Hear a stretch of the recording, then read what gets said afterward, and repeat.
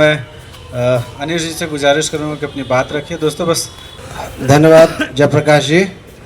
दोस्तों सबसे पहले तो आप सब लोगों को बधाई कि आज ब्रेख्त के 125 वर्ष पूरे होने पर ये संभवतः पहला कार्यक्रम है जो बिहार में हो रहा है, तो सब लोगों का स्वागत है। यहीं पर लगभग 8 सितंबर को जब हम लोगों ने हबीब तनवीर की शताब्दी मनाई थी, तो उस दिन भी ब्रेख्त के बारे में ऐसी ही चर्चा हुई थी कि क्या हबीब तनवीर ने ब्रेख्त से सीखा। अभी जब जावेद अख्तर जो पहली कविता सुना रहे थे, तो वो थोड़ा तोड़ के दूसरी तरीके से याद है। इतनी अच्छी बातचीत हो रही है। अरविंद भाई ने शुरुआत की, अपना बर्लिन का अनुभव शोभन जी भाई ने, वीनू जी ने और जावेद साहब ने। हम लोग जानते हैं कि ब्रेख्त शुरू में मार्क्सिस्ट नहीं थे और वो मूलतः उनका जो 24 साल की उम्र में ही पूरे जर्मनी का वो स्टार बन गया था, मात्र 24, अपनी कविता की वजह से, अपने नाटक की वजह से। और थ्री पेनी ओपेरा जो उनका महान नाटक है, उससे उनको इतना पैसा होने लगा कि उनको कोई दिक्कत नहीं हुई। लेकिन 1 मई 1929 को अपनी कमरे की खिड़की से उन्होंने देखा कि मजदूरों के जुलूस में, मई दिवस के जुलूस पर इतनी निशंसता और बर्बरता पूर्वक उस पर हमला हुआ कि उसके बाद वो धीरे धीरे मार्क्सिज्म की तरफ गए और जिसके प्रयोग के बारे में बताया, वी इफेक्ट, वर्फ्रुम टुंग कहते हैं इफेक्ट, एलिनेशन इफेक्ट, वो जब आने लगा तो सबसे ज़्यादा दिक्कत नाजी पार्टी को होने लगी और 33 में हिटलर वहाँ सत्ता में आ जाता है। और देखिएगा इतिहास का क्या पेच है। जनवरी में वो पावर में आता है और 27 अगस्त को जर्मनी की जो संसद है राइक्सटैग, वहाँ आग लगा दिया जाता है। और जिस दिन जर्मनी में राइक्सटैग में आग लगाता है, लगता है जर्मनी, उसके अगले दिन जर्मनी से भागते हैं। और जैसा कि कहा ठीक जावेद साहब ने, डेनमार्क गया, चेकोस्लोवाकिया भागा, फिर वहाँ खदेड़ा गया, फिनलैंड भागा, पूरा स्कैंडिनेवियाई देशों में भागे, रूस गए, सोवियत संघ गए, अमेरिका गए। तो जो कविता सुनाई उसको मैं भी एक बार फिर सुनाता हूँ, क्योंकि यहाँ जब सत्ता में आए थे मोदी जी, तो जिनको नोबेल प्राइज मिला वहाँ वाले बेंगलोर वाले, जो बोले कि आएंगे तो हम लोग देश को छोड़ना पड़ेगा, तो उन्होंने कहा लोग को कि अरे गद्दार है, मतलब भाग जाइएगा। यही ब्रेख्त को सब कहता था कि तुम जर्मनी छोड़ के भाग गया, तुमको रहना चाहिए था, क्योंकि जर्मनी में रहता तो जर्मनी में हिटलर के आने के साथ ही उसकी किताबों को जलाया गया था। क्यों? नाटक के लिए, नाटक में जो नया सिद्धांत दिया, क्या वो चीज़ थी। तो भागा। तो जो जावेद साहब कविता सुनाए कि मेरे बारे में सोचना तो थोड़ी रियायत के साथ, देखिए क्या कविता है, मेरे बारे में सोचना तो थोड़ी रियायत के साथ कि कैसे अंधेरे ज़माने से गुजरे, जूतों से ज़्यादा देश बदले, खाना खाया युद्ध के मैदानों में और नींद पूरी की हत्यारों के बीच, मेरे बारे में सोचना तो थोड़ी रियायत के साथ। ये हिटलर का वो आतंक था और जिस तरीके से कहर बरपाया गया पूरे देश में। एक बड़ी अच्छी बातचीत हुई, जैसे होता है कि परवेज अख्तर यहाँ के एक निर्देशक हैं, आप लोग सब लोग जानते होंगे जो नए लोग, तो बड़ा अच्छा कहते थे। हम लोग कहते थे कि भाई स्टानिस्लावस्की स्कूल और ब्रेख्त स्कूल। तो स्टानिस्लावस्की मतलब अनीश अंकुर है, अकबर का रोल कर रहा है, तो अकबर जैसे करता था वैसे ही उसको करना है, उसका चाल ढाल हाव भाव सबका अध्ययन करे। ब्रेख्त कहता है इसकी ज़रूरत नहीं है, अनीश अंकुर मान लीजिए कि अकबर है। तो हम लोग कहते कि इसका उदाहरण बताइए, तो बड़ा अच्छा उदाहरण वो बताते थे। कहते नसरुद्दीन शाह को देखे हैं, ये स्टानिस्लावस्की स्कूल का एक्टर, और ओमपुरी ब्रेख्तियन स्कूल का। तो बोले क्यों? तो सब नाटक में, सब सिनेमा में करता है तो ओमपुरी लगता है ओमपुरी है, बोला कि यही ब्रेख्त है। और दूसरा ब्रेख्तियन एक्टर बहुत बड़ा माना जाता है उत्पल दत्त। लेकिन अब मान लीजिए कि एगो बड़ी चीज़ आजकल हम लोग की आदत है, एलिनेशन इफेक्ट को समझने के लिए सबसे अच्छा हम लोग का आदत है, कालिदास आज भी प्रासंगिक हैं, भवभूति आज भी प्रासंगिक हैं, 2000 साल के बाद आज भी सब कुछ ब्रेक कहते थे कि सब बेकार के बात है। सब जब प्रासंगिक हो जाएगा तो आप क्या कीजिएगा, आपका क्या काम है? 2000 साल के बाद वही प्रासंगिक रहेगा तो कहते थे कि मान लीजिए कि आप शकुंतला है, अभिज्ञान शकुंतलम कालिदास का नाटक आप कीजिएगा, मान लीजिए आज आप करते हैं तो कैसे एलियनेशन इफेक्ट आता है आप देखिएगा। तो क्या है, राजा दुष्यंत है, उसको प्रेम होता है तो उसको एगो अंगूठी देता है निशानी के लिए, भूल जाता है। मान लीजिए आज आप ये नाटक कीजिएगा तो क्या कीजिएगा, आज डेमोक्रेसी है, आई पूरा नाटक बेचारा राजा था ना, शाप दिया हुआ था, भूल गया था। अरे राजा लंपट, तुम राजा है, तुम बोला कि तुम्हारे साथ शादी करेंगे, हम भूल गए, आज आप करिए। तो राजा के पक्ष में नाटक कीजिएगा, राजा को बचाने के लिए नाटक है पूरा अभिज्ञान शाकुंतलम। तो आज आप करते ब्रेख्तियन टेक्निक क्या है, तो मान लीजिए कि ब्रेख्तियन तकनीक ये है कि आप एक तो सूत्रधार लाते हैं, कहते हैं कि देखिए वो जा रहा है राजा, अभी वो भूल जाएगा, ताकि दर्शक को आप एलियनेट कर देते हैं, अलग कर देते हैं। तो ये ब्रेख्तियन टेक्निक हो कि दर्शक को इन्वॉल्व, मोहाविष्ट मत हो जाने दीजिए। जैसे अरस्तु की बात की थी हबीब, अरस्तु का क्या था, अरस्तु तक 3 यूनिटी नाटक में होना चाहिए, टाइम स्पेस एंड एक्शन का। ब्रेक बोला कि सबसे पहले इसको ब्रेक करो, और इसको कि जो जावेद अख्तर बोले, जो चीनी ड्रामा है, एशियाई ड्रामा, ब्रेख्त ने सबसे ज़्यादा सीखा। वो चीन का जो बहुत बड़ी अभिनेत्री थी, जब सोवियत संघ में जब वो अभिनय करने गए, मेरी लैफ हैंग, उसको जब उसने अभिनय करते देखा तो बोला कि अरे ये तो चरित्र निभा भी रही है और है भी नहीं। इसलिए ब्रेख्त का सबसे प्रमुख मोटो है कि आप किंग लियर कर रहे हैं तो लियर मत बन जाइए, आप दिखाइए कि आप लियर। चाय दे दो ना जी।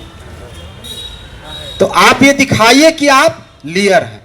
ठीक है, सही। जैसे मान लीजिए कि आप ब्रेख्त का जो सबसे बड़ा कंट्रीब्यूशन है जो मैं मानता हूं, और वो ये कि नाटक में, जैसे मान लीजिए कि इडिपस नाटक है, इडिपस अगर आप लोग पढ़े होंगे, ग्रीक ट्रेजेडी का महान नाटक कहां से शुरू होता है, जैसे ही इडिपस पैदा होता है तो देवताओं लोग भविष्यवाणी करते हैं कि ये जो पैदा हो रहा है आदमी, ये अपने पिता की हत्या करेगा, अपनी मां के साथ संतान उत्पन्न करेगा, अंधा होगा और दर की ठोकरें खाएगा।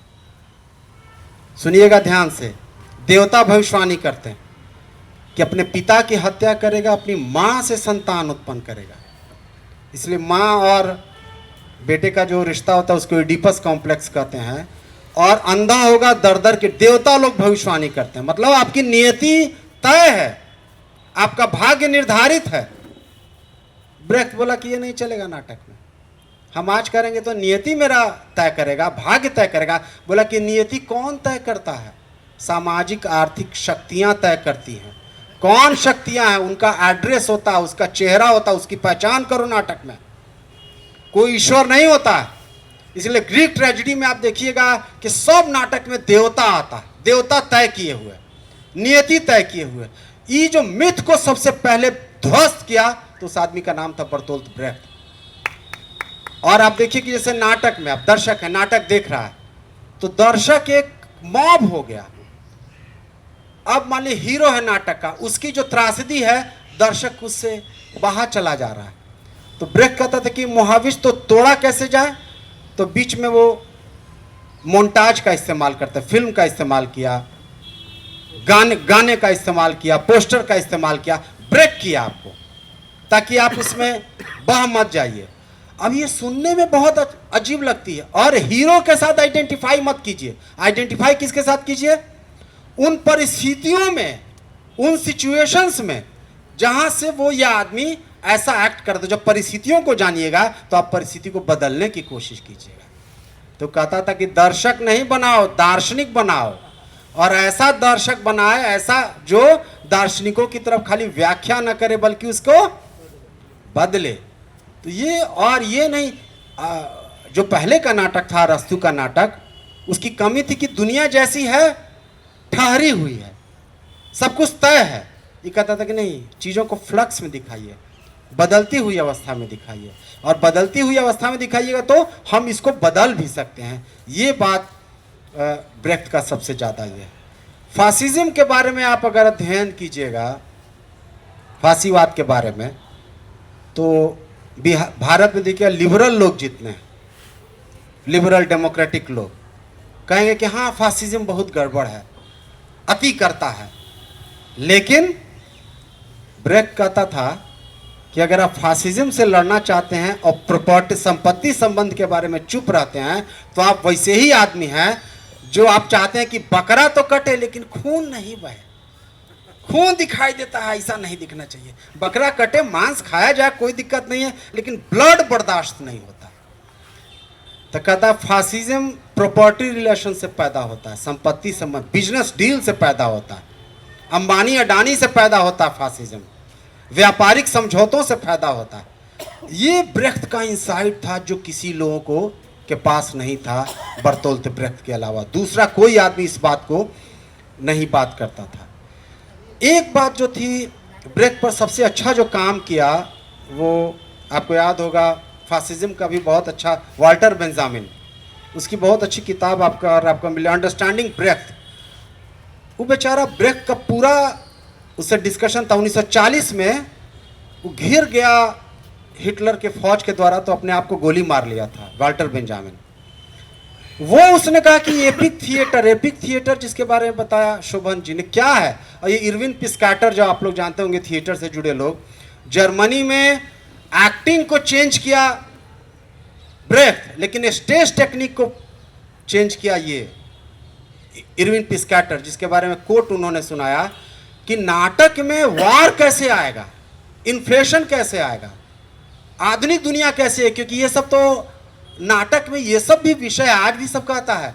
नाटक शाश्वत विषयों के लिए है, ये डे टू डे समकालीन विषयों के लिए नहीं है। तो ये यहाँ पर ब्रेख्त का ये था कि वो स्टेज में टेक्निक आया, साइंस में जो डेवलपमेंट हुआ, तो इरविन पिस्कैटर ने रिवॉल्विंग स्टेज बनाया और उसके बाद ये एक्टिंग में तब्दीली।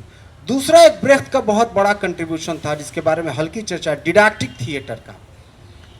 ब्रेख्त कहता था कि जो नाटक में है वो शैक्षणिक माध्यम में, शिक्षण भी होना चाहिए। तो लोग कहता था कि अरे हमारा दर्शक है, आप लोग मान लीजिए दर्शक हैं, आप लोग एबीसी के बच्चा है कि आपको कोई सिखाएगा, आप सिखाइएगा, हम मनोरंजन के लिए आए और आप हमको सिखाने के चक्कर में लगे हुए हैं। तो ब्रेख्त कहता था कि मनोरंजन और शिक्षण, ये दो चीज़ें कब से आया? बोले बुर्जुआ सोसाइटी का देना है। क्यों? क्योंकि आपको पढ़ाई करना है, शिक्षा प्राप्त करनी है, ताकि कहीं नौकरी प्राप्त करना है, उसके लिए मुनाफा। तो ये जो शिक्षण का ये जो तरीका था, इसको मनोरंजन से डिलिंक किया गया, इसको अलग किया। तो ये खत्म कैसे होगा? तो जब उत्पादकता पर जब सामूहिक अधिकार हो जाएगा, प्राइवेट हैंड्स के लिए नहीं, प्राइवेट कैपिटलिस्ट के लिए अगर नहीं करेगा, तो मनोरंजन और शिक्षण का माध्यम खत्म हो जाएगा। जो जिस चीज जैसे बच्चा को देखिए सीखता भी है, मनोरंजन भी होता है, यही चीज नाटक में होना चाहिए, क्योंकि उसके लिए उनकी काफ़ी आलोचना की गई। दूसरी बात, एक बहुत महान बहस है हम लोग की, जिस पे जॉर्ज लुकास से जो हम लोग अभी बात हुई, हम लोग को भी आदत है कहने की कि प्रेमचंद आज भी प्रासंगिक हैं। कहता कि अतीत को समकालीन बनाना राजनीतिक रूप से सबसे खतरनाक है। अतीत को अतीत रहने दीजिए, आपका जो एलियनेशन है अतीत से जो आपकी दूरी है, उस दूरी को कभी कम मत कीजिए। लुकास कहता था कि अतीत को समकालीन बनाते जाइए, तो आज वो समकालीन हो जाता। ब्रेख्त कहता था कि नहीं, ये बात अच्छी नहीं है। और फासिज्म के लिए, रिएक्शनरी पॉलिटिक्स के लिए यहीं से ताकत मिलती है। कहता ना कि हमारा जो वेद पुराण सनातन है, अतीत है, आज भी समकालीन है, आज भी सीखने की चीज़ है। तो अगर ब्रेख्त को मानते हैं तो ये चीज़ आपको फॉलो नहीं करना पड़ेगा। और ये एक ऐसा इंसाइट था, न सिर्फ इसमें नाटक की दुनिया में, बल्कि साहित्य में भी इसने उसको बहुत बड़ा कंट्रीब्यूशन था कि अतीत को समकालीन नहीं बनाइए। और इस चीज़ को हम हिंदी साहित्य में देखे हैं, इसका बहुत नुकसान हुआ। तमाम पुरानी चीज़ों को आजकल जो जितना लिटरेचर विभिन्न प्रकाशनों से आप छप रहा है, आप देखिए नए लेखकों को। एगो अमीश त्रिपाठी करके लेखक है, अंग्रेजी का 3rd ग्रेड का लेखक है, शिवा ट्रैवल जी उसका लिखा है। क्या कहता है कि जो अतीत है वो हमको सीखना उसी से है। तो हम ब्रेख्त को जब करते हैं, ब्रेख्त का नाटक करते हैं या ब्रेख्त को पढ़ते हैं, तो ये एक बहुत बड़ा ये सीख है। एक ब्रेख्त के बारे में कन्फ्यूजन है कि वो इमोशन को महत्व नहीं देते थे। इसको बोला ना शायद, हाँ शोभा जी, इम्पैथी नहीं होनी चाहिए। ऐसा नहीं कि इमोशन को प्रमुखता नहीं देती, लेकिन घिसा पीटा पुराना घटिया इमोशन। आप देखिएगा, आप हिंदी सिनेमा हम देखते हैं तो हम अपने मोहल्ला का देखते हैं जो सबसे ज़्यादा बेईमानी करता था, खूब रोता था, झरझर आंसू गिरता था घटिया सीन पर। 2 कौड़ी का सीन है जिस पर आपको लगेगा उस पर रो रहा है, तो कहता कि ऐसा इमोशन फैलाने का नाटक का काम नहीं है। इमोशन एक इन्फॉर्म्ड इमोशन होना चाहिए। इन्फॉर्म्ड इमोशन होना कि जैसे कोई नाटक का दृश्य हो रहा है तो दर्शक ब्रेक कहता था कि सहानुभूति आपको नहीं, उसको शौक होना चाहिए, चकित कर दिया, अरे ये पात्र ऐसा कर रहा है जबकि परिस्थिति इसकी ऐसी है, इसको तो ऐसा करना चाहिए, ये क्या कर रहा है ये।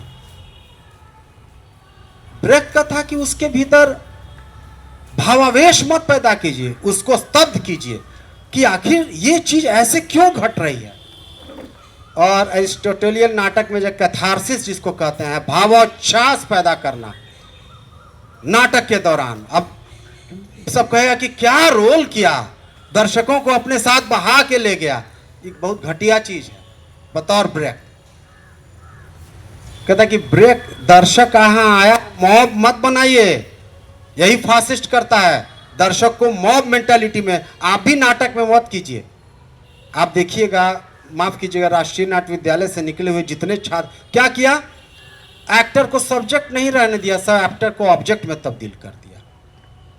अभिनेता है उसका निष्क्रिय है। यही ब्रेक कहता था कि दर्शक को निष्क्रिय एंटिटी मत रहने दो,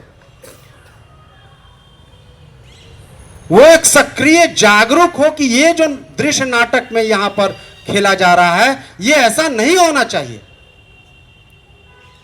तो ये चीज उसको, और ये बात है कि थोड़ा आसान आपको लग रहा है लेकिन है थोड़ा कॉम्प्लेक्स, थोड़ा जटिल। और इसके लिए जिसको कि पूछा गया ब्रेक से कि आपको समझदारी कैसे हुई, तो बोला बहुत अच्छा कि अगर हम मार्क्स का पूंजी नहीं पढ़े होते, कैपिटल नहीं पढ़े होते, और उससे भी ज्यादा हेगेल में एक कॉन्सेप्ट आता, think in itself to think for itself. Hegelian concept था जिसको मार्क्स ने मैनिफेस्टो में class in itself to class for itself तक वो उसको ये किया। तो बोला कि हमने वहां से उसको सीखा, और ये एक बहुत बड़ी बात थी। अंत में 2 बात करके मैं अपनी बात समाप्त करूंगा। ब्रेक पर लगता था कि भाई एस्थेटिक सौंदर्य जो है उसके साथ आप ये मत कीजिए। तो बड़ा अच्छा ब्रेक ने लिखा कि एक हम बैले तैयार किए, नाटक उसमें गीत भी था। तो एक मजदूर देख रहा था, तो मजदूर आके हमसे मिला, बोला कि सर आप इस गीत में थोड़ा सा सोवियत संघ की चर्चा कर देते तो बड़ा अच्छा रहता। तो ब्रेक ने उसको जवाब दिया कि अगर हम सोवियत संघ का अगर इसमें ज़बरदस्ती ठूस देते तो इसका सौंदर्य ढह जाता। तो ब्रेक आगे लिखते हैं कि मजदूर खाली सर हिलाया, मुस्कुरा दिया।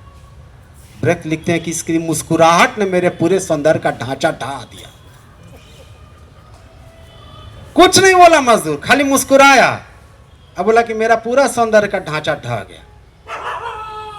तो ये दिक्कत थी। लेकिन एक चीज और थी जिसको कि जावेद साहब हमेशा दोहराते हैं, कहते भी हैं अपने कई भाषणों में, इनको कहते हैं, इनकी किताब है रंगमंच की लोकधारा, उसमें भी कहा कि सोवियत संघ में 1934 में जब सोशलिस्ट रियलिज्म को जब ऑफिशियल पॉलिसी बना दिया गया, ये भी सोशलिस्ट रियलिस्ट था, वो मानता था कि वो ना, लेकिन उसने एक जगह आलोचना की है। तो सोशलिस्ट रियलिज्म क्या था भाई? तो मार्क्स का प्रिय लेखक कौन था? बाल्जाक। प्रोग्रेसिव नहीं था, रिएक्शनरी आदमी था वो। लेनिन का सबसे प्रिय लेखक कौन था? टॉल्स्टॉय।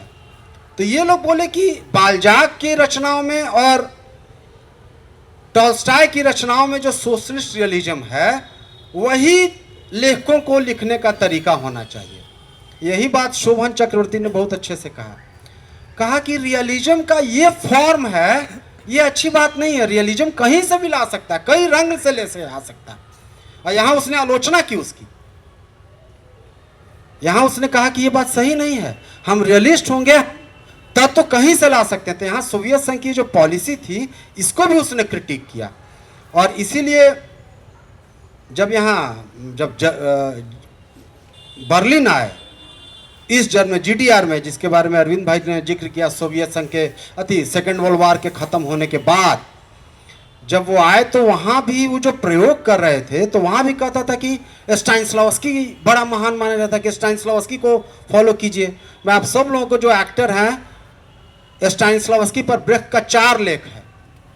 वो बोला कि मेथड एक्टिंग जिसको कहते हैं, जैसे माँ हम रोल कर रहे हैं नाटक में कि हमारे पिता मर गए, लेकिन असली जीवन में तो नहीं मरे, तो क्या कीजिएगा, कैसे लाइएगा? तो कहता कि इमोशनल मेमोरी को इवोक कीजिए, आप मानिए कि आपके पिता ऐसे हो गए। ये स्टानिस्लावस्की का स्कूल था। और वैसे ही मेकअप कीजिए, वैसे ही हो जाइए, जो मास्को आर्ट थिएटर का जो पूरी ट्रेनिंग है, इसकी ब्रेख्त कहते हैं कि ये नए समय के लिए, खास करके जो समाज में तब्दीली लाना चाहता है, जो ये दिखलाना चाहता है कि समाज ठहरा हुआ नहीं है, ये बदलता है। और हम लोगों का ये काम है कि जो दुनिया जैसी है, दर्शक जैसा है, उसकी रुचियों का परिष्कार करना है, उसकी रुचि को आगे बढ़ाना है। ये काम उससे नहीं होगा, इसके लिए ज़रूरी है कि आप उसको ब्रेक कीजिए। इसलिए गीतों का इस्तेमाल होता था। हबीब तनवीर ने अपने पूरे, इसमें उनका इंटरव्यू हुआ, हम लोग पिछली बातचीत 8 सितंबर को यहाँ हुई थी, तो उन्होंने कहा कि जैसे ब्रेक कहता था कि आप मंच पर बैठे हुए हैं, जो हम लोग के एशियाई नाटक में होता है, पात्र वही बदलता, वही कपड़ा बदला। तो ब्रेक तो बोला कि देखने दीजिए कि उसको, हम लोग आते हैं कि नहीं, ड्रेसिंग रूम में आए, बदल बदल के आप हमको अचानक देखे, कह रहे ये तो कितना, बोला कि नहीं, आप दर्शक के सामने कि हाँ यही आदमी था, ये अनिल अंशुमन थे जो अभी एगो गुंडा का रोल कर रहा है। तो मान लीजिए कि मतलब वो दिखना चाहिए कि उसको ये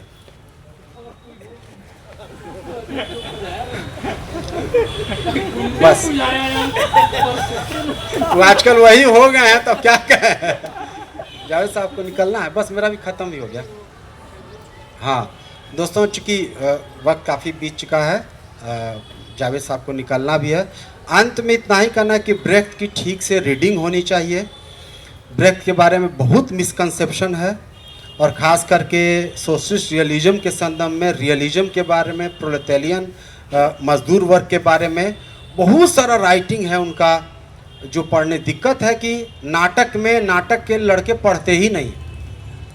ऐसा ना सिखाया गया है हम लोग कि नाटक करने की चीज़ है, ये पढ़ने का चीज़ थोड़े है, पढ़ने लिखने वालों का काम। अब पूरा हम लोग के रंगमंच में 30 साल से ही दुष्प्रचार चल रहा है, इसलिए कोई लड़का आपको पढ़ने लिखने का नहीं मिलेगा। और 2 साल काम करके होगा कि जैसे यहाँ से दिल्ली बम्बई भागे, और कुछ करता नहीं है। हम लोग का सौभाग्य है कि ब्रेख्त का 100 साल हुआ था जब 1998 में, वो कार्यक्रम भी हम लोगों ने मनाया था। और आज भी 125 साल के बाद भी उनको फिर से जो डीप फैमिलियराइजेशन वाला जो कॉन्सेप्ट है, एक अभिनेता में बहुत मुश्किल है। ये कैसे दिखाएगा, इसको ठीक से, इस पर और ज़्यादा बातचीत करने की ज़रूरत है, इस पर और ज़्यादा विचार विमर्श करने की ज़रूरत है। और अंत में ब्रेक की ये बात करके मैं अपनी बात समाप्त करूंगा कि जो ब्रेक कहते थे कि अगर आप फासिज्म से लड़ना चाहते हैं तो लिबरल डेमोक्रेट लोगों का जो तरीका होता है कि संपत्ति संबंध को, प्रॉपर्टी रिलेशंस को टारगेट कीजिए, नहीं तो फासिज्म से आप कभी नहीं लड़ पाएंगे। यही मेरे ख्याल से ब्रेक की तमाम नाटकों की सीख है, थ्री पेनी ओपेरा से लेके मदर कैरेज, मदर गोरकी का नाटक, वो पुराने नाटकों का पुनर्लेखन करते थे कि पुराना बर्बाद हो गया, उसको नए तरीके से लिखा करो। और ये जो नाटक है गोरकी का किया, यही नाटक उनका हिटलर के आने के पहले जो उन्होंने किया, व्यवहार 33 साल 34 साल, इसी से हिटलर को, उसकी पूरी नाजी पार्टी को बहुत गुस्सा था इस बात को। तो उस सब बातों को देखना है, समझना है। इन्हीं सब बातों के साथ मैं आप सब लोगों का शुक्रिया अदा करता हूँ जो आप सब लोग बैठे हैं।